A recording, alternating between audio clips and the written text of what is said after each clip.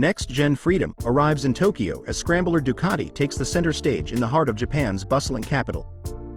I'm David, and this is the latest from the world of motorcycling.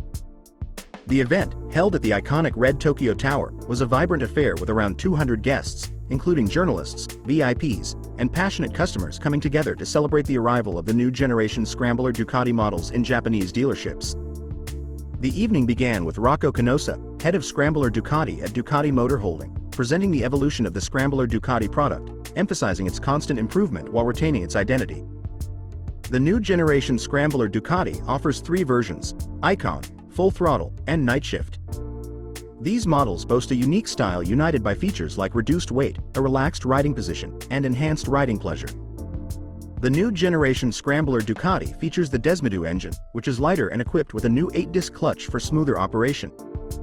The introduction of ride-by-wire throttle management enhances performance, safety, and rider control. The bikes come with two riding modes, Road and Sport, and ABS cornering for added safety. Scrambler Ducati has always been about customization, and this new generation continues the tradition. The new fuel tank can be personalized with a variety of colors to suit individual tastes.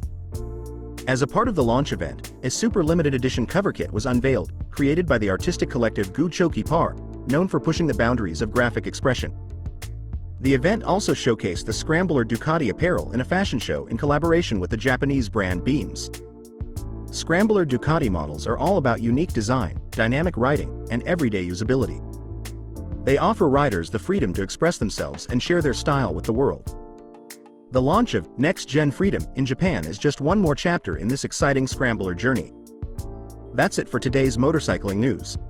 I'm David, and we'll see you in the next ride.